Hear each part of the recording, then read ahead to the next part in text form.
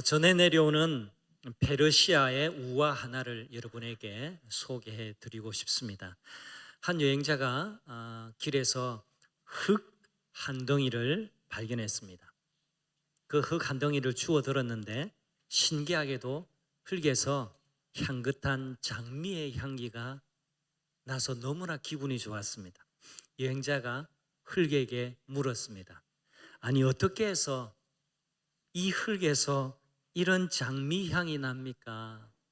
흙이 대답을 했습니다. 뭐라고 대답을 했을까요? 네, 그건 내가 장미와 함께 있었기 때문입니다.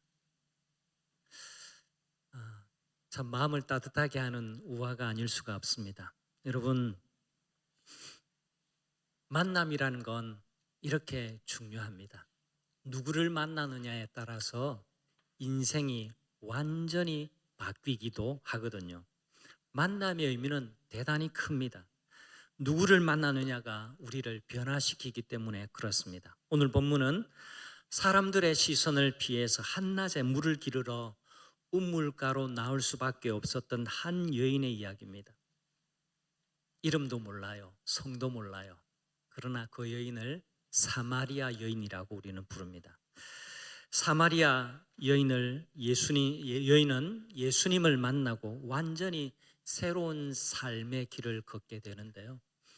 우리 지난 한 주간 동안 우리 주중에 계속해서 말씀 또 이렇게 묵상했던 내용이 요한복음 4장인데 지난 한 주간 요한복음 4장을 읽지 못하신 분은 오늘 설교를 듣고 요한복음 4장을 다시 꼭 한번 읽어보시기를 권면드립니다. 사마리아 우물가의 여인의 이야기는요, 바로 우리의 이야기이기도 합니다. 요한복음 4장에서 전하는 첫 번째 메시지는 바로 이렇습니다. 우리 모두 목마른 사람이라는 겁니다. 예수님은 목마른 한 영혼을 찾아서 사마리아로 가셨습니다. 이 부분이 요한복음 4장 이야기의 출발점이라고, 가장 중요한 포인트라고 해도 과언이 아닙니다.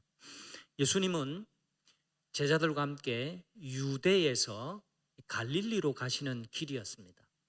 유대는 남쪽 아래에 있고 갈릴리는 북쪽에 있거든요. 그 다음에 중간을 이렇게 통과해 가야 되는데 중간에 사마리아라고 하는 지역이 있습니다.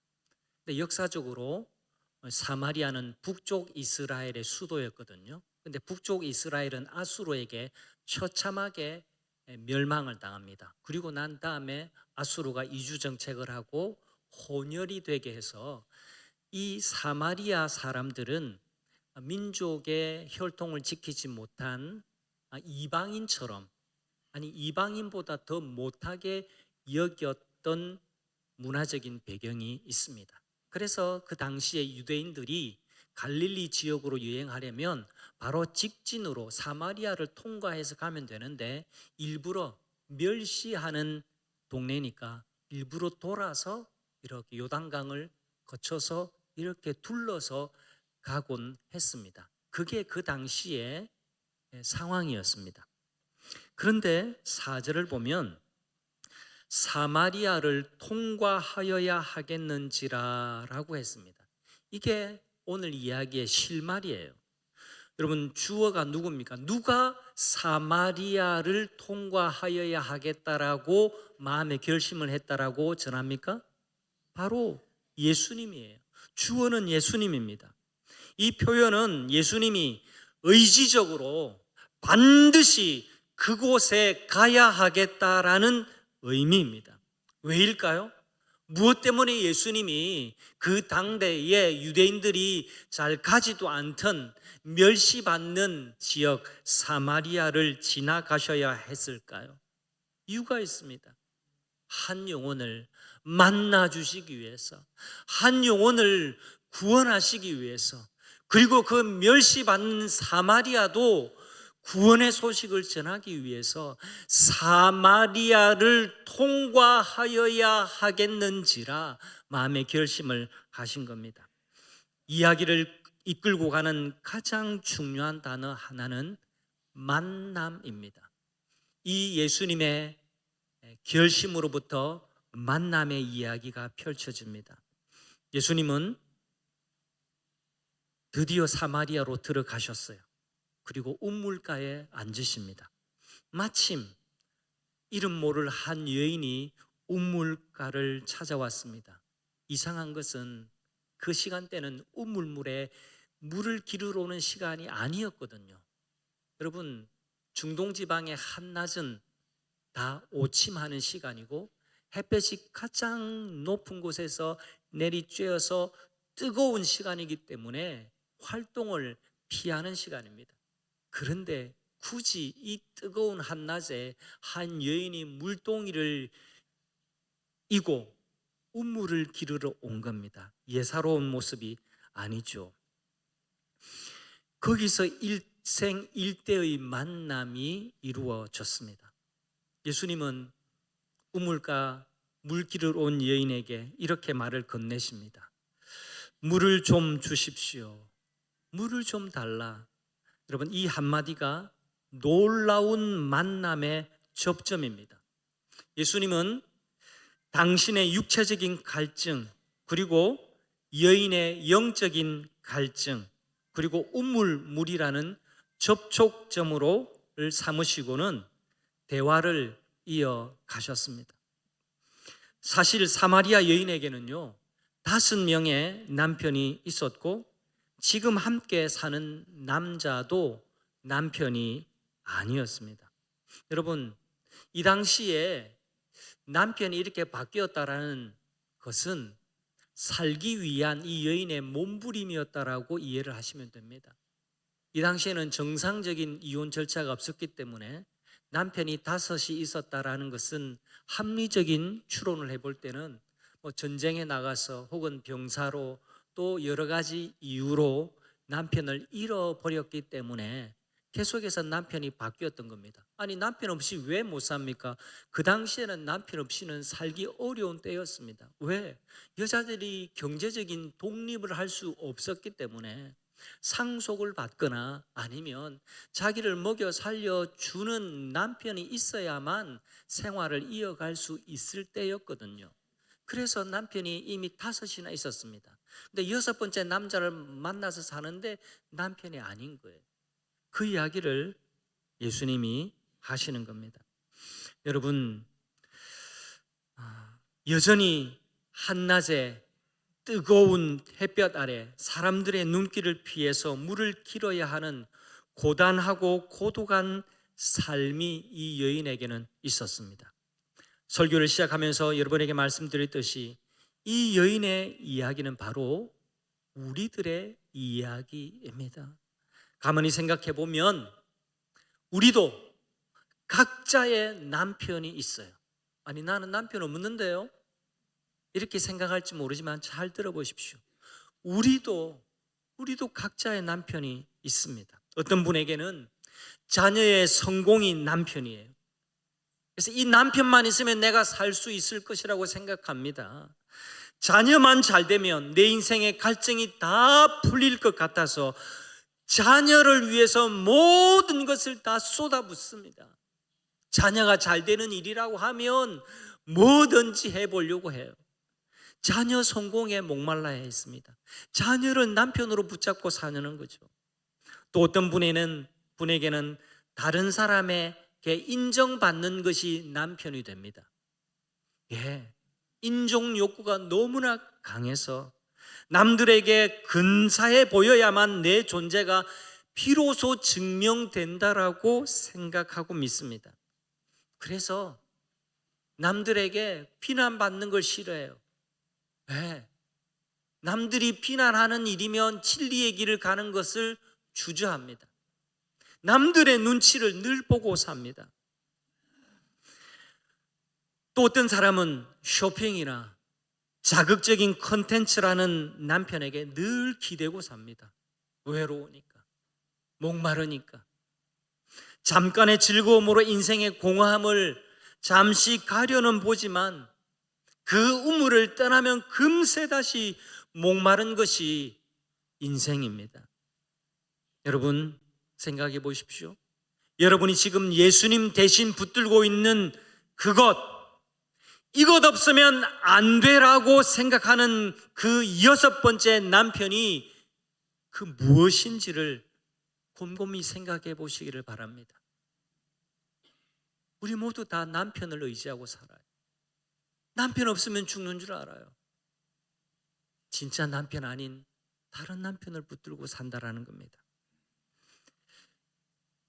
대한민국은요, 이제 세계 10위권의 경제 강국이 되었습니다. 그런데 말입니다, 행복 순위는 50위권이에요. 제가 1부 때는 그렇게 이야기했습니다. 1부 때는 우리 초등부, 지금도 우리 중고등부에 있지만, 제가 초등학생, 중고등학생 때만 해도 우리나라가 이 정도 윤택하게 살지 않았습니다. 10위권의 경제 강국이 아니었습니다. 네. 근데 그때 비하면 지금 얼마나 잘 사는지 몰라요. 제가 저희 아들한테 늘 해주는 말이 있습니다. 너 골로 아냐? 골로? 우리 중고등학생들 골로 알아요? 지금 묵묵부답하고 있습니다. 눈만 끔뻑끔뻑하고 있어요. 요즘 골로 쓰는 사람들 없잖아요.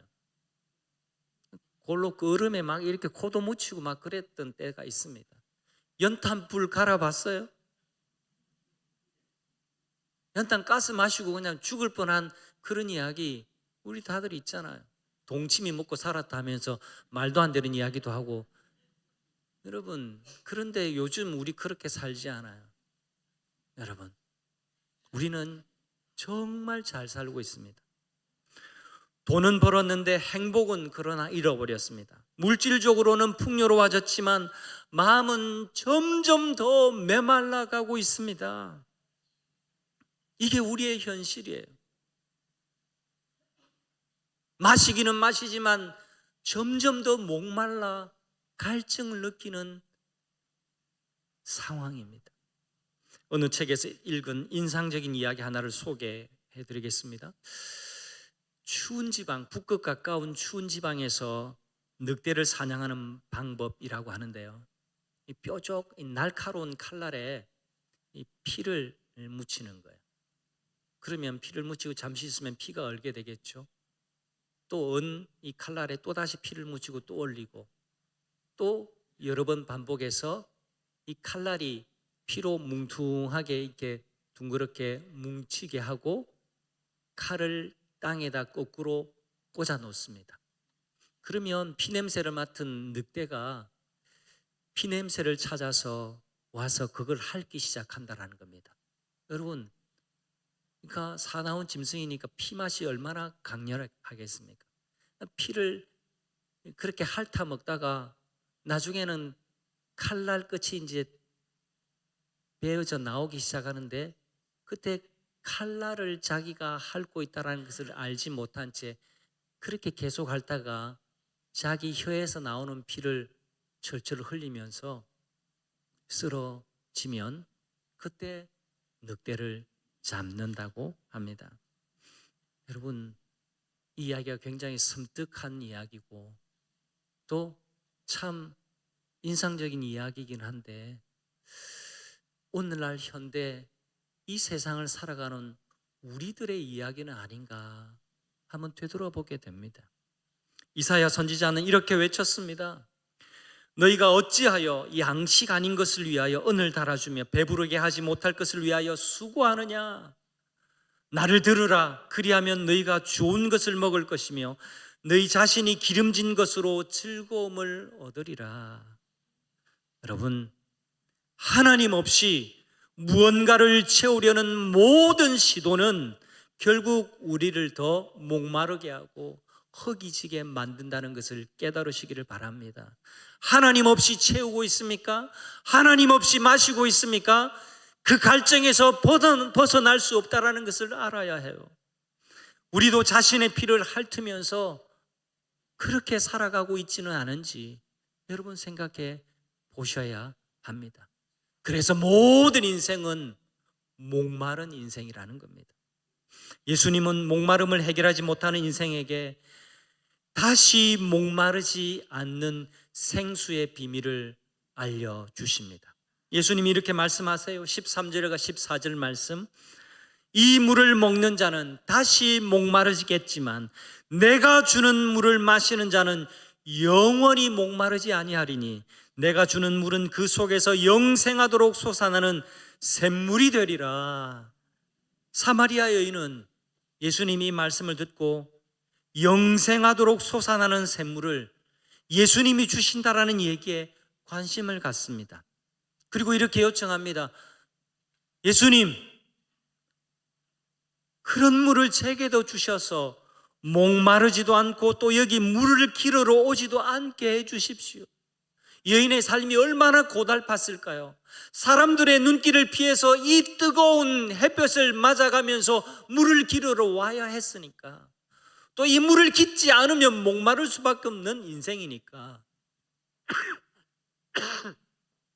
그리고 내면도 항상 목말라 있는 그 영혼을 느끼고 있기 때문에 예수님, 내게도 그런 물 좀 주세요.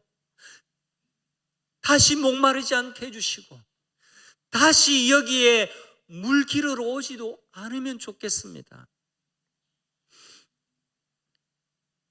예수님이 주는 물을 목마를 때 마시는 물로 오해해서 한 말입니다. 그는 여전히 육체적인 목마름을 채울 그 무엇만을 생각했습니다. 여러분, 사마리아 여인과 예수님과의 대화를 잘 보셔야 돼요.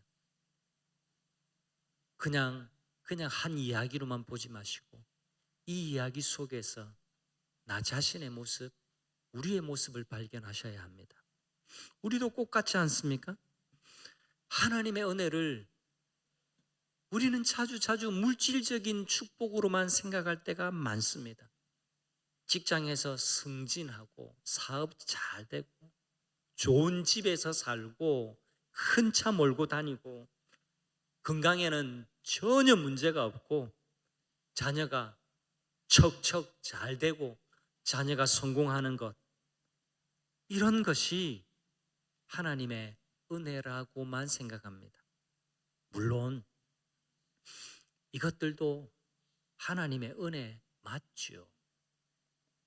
하나님의 은혜 맞습니다. 하지만 이것들이 없으면 은혜를 받지 못한 것처럼 낙심하고 이것들이 없으면 더 이상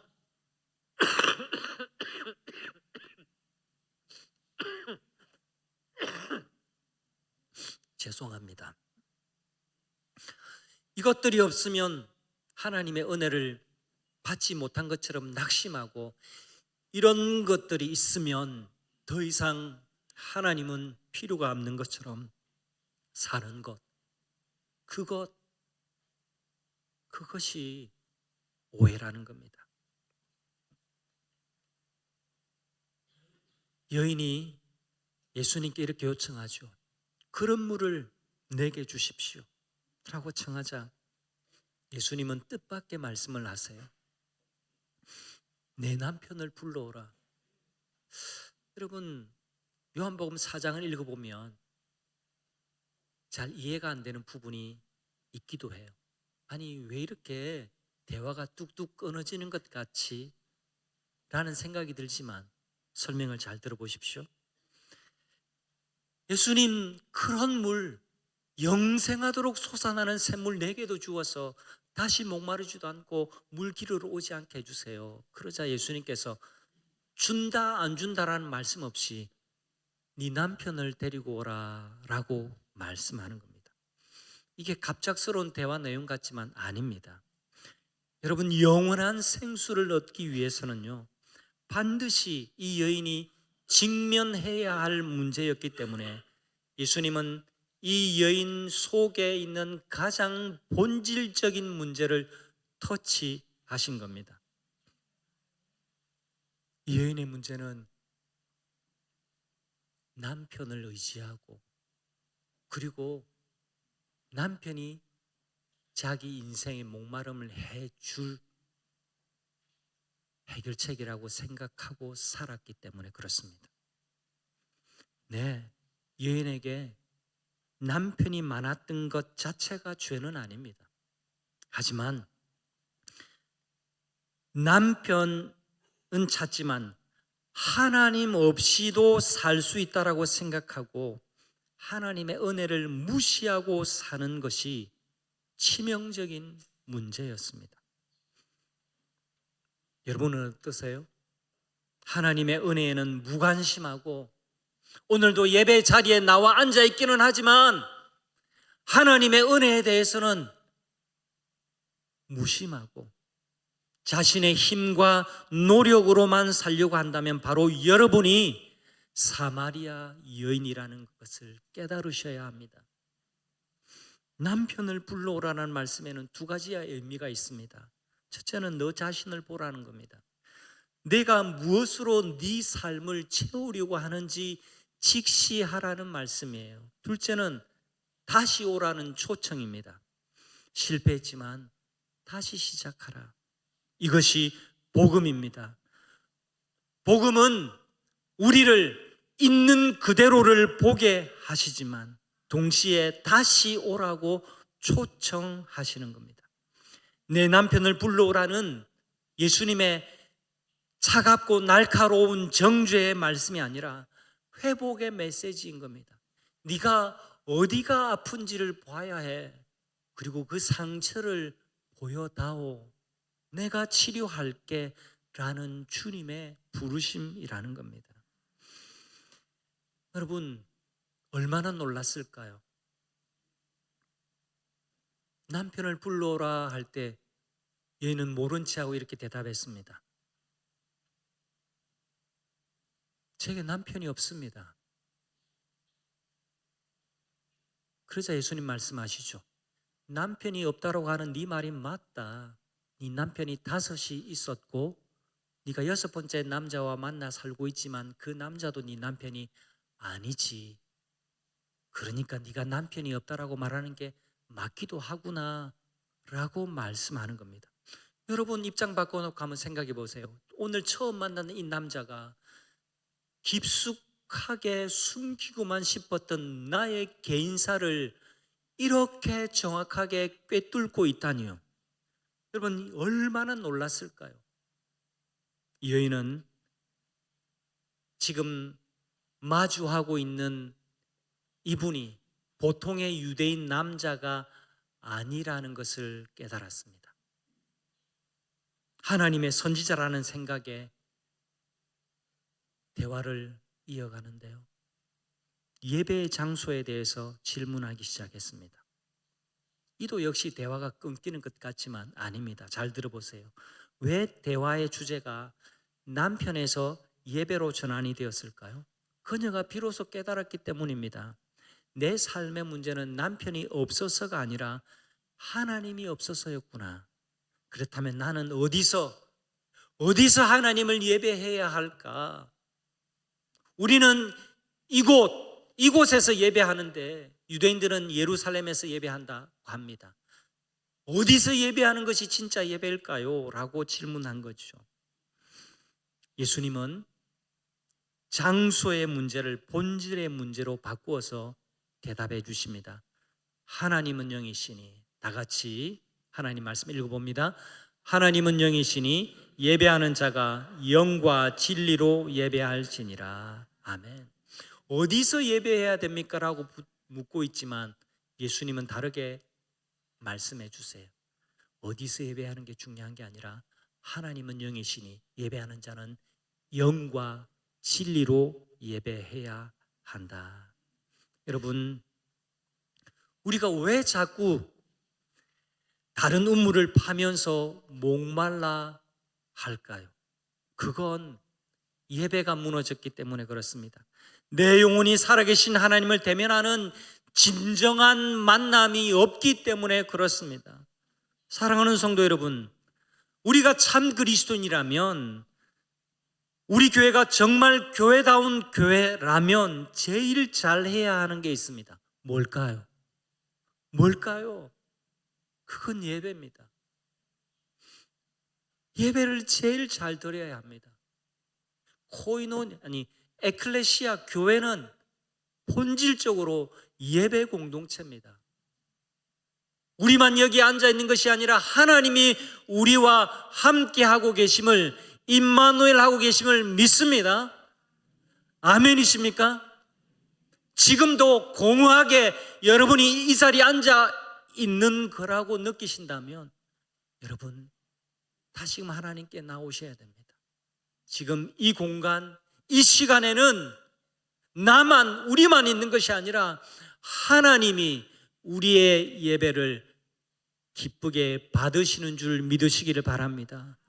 그렇기 때문에 영과 진리로 예배 드려야 됩니다. 성령 안에서, 예수님의 진리의 말씀 안에서 살아계신 삼위 하나님을 온전히 경배하는, 그분께 가까이 나아가고 그분을 만나는 예배가 되어야 되는 줄 믿습니다. 그냥 왔다가 그냥 가지 마시기를 바랍니다. 일주일에 한 번 종교적인 시간으로 하나님 앞에 드리고 내가 예배를 했다라고 스스로 위안 삼지 말고, 오늘 이 예배가 하나님을 만나는 만남의 첫 출발이 되기를 바라고, 다시금 하나님을 사모하는 열망이 다시금 타오르게 되는 접점이 되기를 주님의 이름으로 축복합니다.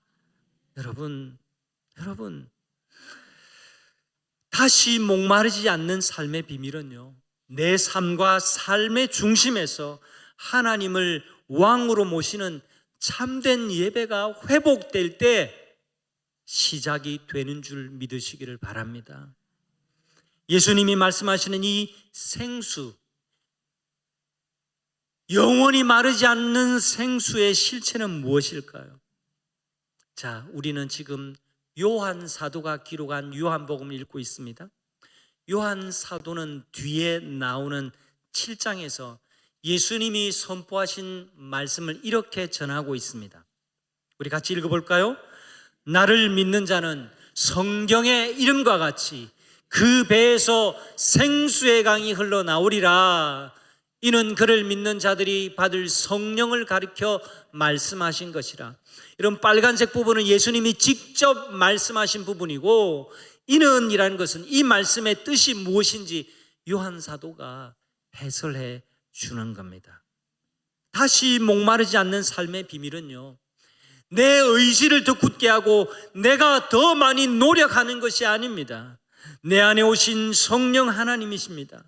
세상의 기쁨은 밖에서 안으로 부어야 하는 거예요. 더 많은 걸 가지고 더 있는 것처럼 보이고, 더 괜찮은 형편처럼 보이고, 많은 인컴이 들어오고, 아닙니다. 특히 오늘 젊은이 여러분 아니라는 것을 아셔야 합니다.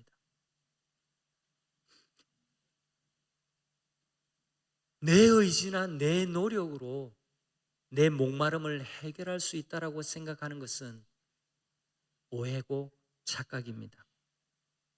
오직 내 안에 계신 성령님만이 나를 영원히 목마르지 않게 하실 분이라는 사실을 믿으시기를 바랍니다. 여러분, 세상의 기쁨들 생각해 보십시오. 머리에 떠올려 보십시오. 세상이 주는 기쁨은 다 밖에서 안으로 부어야만 하는 겁니다. 이 잔에 물을 부어야 채워지죠. 비면 다시 채워야 마실 수 있습니다. 하지만 예수님이 주시는 성령의 생수는요, 내 안에서 밖으로 터져 나오는 자체 동력입니다. 막 부어야 생기는 게 아니라 내 안에서 넘치도록 흘러나오는 마르지 않는 샘물이 된다라고 말씀하십니다. 그래서 진정한 그리스도인은요, 환경이 좋아서 행복한 게 아닙니다. 기쁨의 근원이신 성령께서 내 안에 계시기에 우리는 그 어떤 메마름 속에서도 다시 일어날 힘을 공급받게 되는 줄 믿습니다. 그렇다면 어떻게 하면 이 성령을 받을 수 있을까요? 예수님이 말씀하셨습니다. 네가 만일 여인에게 하신 말씀입니다. 네가 만일 하나님의 선물과 또 내게 물 좀 달라 하는 이가 누군 줄 알았더라면 내가 그에게 구하였을 것이요 그가 생수를 내게 주었으리라. 그가 생수를 너에게 주었으리라. 네가 지금 보고 있는 메시아, 내가 너에게 영원히 목마르지 않는 생수를 줄이라는 것을 네가 알아야 된다. 예수님을 대하는 사마리아 여인의 고백이 달라졌습니다. 여러분, 이 이야기 속에는요 변화가 담겨 있어요. 여인의 변화, 예수님을 만난 여인의 변화가 마치 우상향하는 그래프처럼 뚜렷하게 보입니다. 처음에 우물가에서 예수님을 만나서 이 여인이, 아니 유대인인 남자인 당신이 어떻게 사마리 여자인 나에게 물을 달라 하십니까? 참 별일이네요. 꽁꽁 숨기고만 싶었던 개인사가 예수님의 입에서 나오자 여인은 깜짝 놀라서 당신이 보통 남자가 아니군요. 하나님이 보내신 선지자십니다. 내게도 그 물 좀 주십시오. 아니야. 그 물은 바로 내가 너에게 영생하도록 줄 물이어야 한다. 다시 목마를 물, 여기 찾아올 물 말고 네 안에서 너를 정말 살게 할 영원한 생수를 내가 주기를 원한다. 주님 주십시오. 당신은 메시아시군요. 그리스도십니다. 라고 여인의 고백이 달라졌습니다. 예수님을 그리스도로 고백한 그녀에게 놀라운 변화가 일어났습니다. 한낮에 사람들의 눈길을 피해서 물을 기르러 나올 수밖에 없었던 그녀가 물동이를 버려두고 동네로 들어가서 외쳤습니다. 우리 29절 말씀 함께 합니다. 내가 행한 모든 일을 내게 말한 사람을 와서 보라. 이는 그리스도가 아니냐. 와서 보세요. 내가 그리스도를 만났습니다. 라고 동네로 들어가서 외쳤습니다. 여러분, 부끄러워서 숨어 살던 사람이 공개적으로 메시아를 증거합니다. 여기 물동이를 버려두고라는 이 요한 사도의 묘사를 그냥 넘기지 말아야 합니다. 이런 구체적인 행동을 기록한 이유가 있습니다. 그럼 물동이가 뭡니까? 그녀가 평생을 의지했던 것, 매일 채워야 했던 것의 상징이에요. 이 물동이가 없으면 물을 다 막을 수도 없어요. 목말라요. 살기 위한 필수적인 것이었습니다. 그런데 이제 더 이상 물동이가 필요가 없습니다. 왜요? 생명수의 근원을 만났기 때문입니다. 예수님은 외쳤습니다. 나를 믿는 자는 성경에서 이름과 같이 그 배에서, 그 속에서, 그 영혼에서, 그 내면에서 생수의 강이 흘러나오리라. 놀라운 사실은 우리 안에서 생수의 강이 흘러나오면 그 생수의 강이 다른 사람을 향해서 흘러간다라는 사실입니다. 다시 목마르지 않는 삶을 얻은 그녀가 그리스도를 증거하고 있는 장면이 놀랍습니다. 바로 얼마 전까지 사람들의 눈길을 피해서 숨어 살던 영혼인데 이제는 메시아를 만나고 난 다음에 메시아 그리스도를 전하는 인생이 되었습니다. 인생의 목마름으로 생수를 갈구하던 사람이 영원한 샘물이 되시는 예수님을 흘려보내는 사람이 된 겁니다. 사랑하는 성도 여러분, 영원히 목마르지 않는 삶을 원하십니까? 그렇다면 오늘 예수님 앞으로 나오시기를 바랍니다. 당신의 갈증을 솔직하게 인정하십시오. 내가 남편으로 여기던, 내가 붙잡고 살던 그것이 무엇이었는지 생각해 보십시오. 직면하십시오. 그 남편은 여러분을 구원하지 못합니다. 여러분을 다시금 목마르게 할 뿐입니다. 그리고 예수님이 누군지를 바르게 고백하는 여러분 되기를 바랍니다.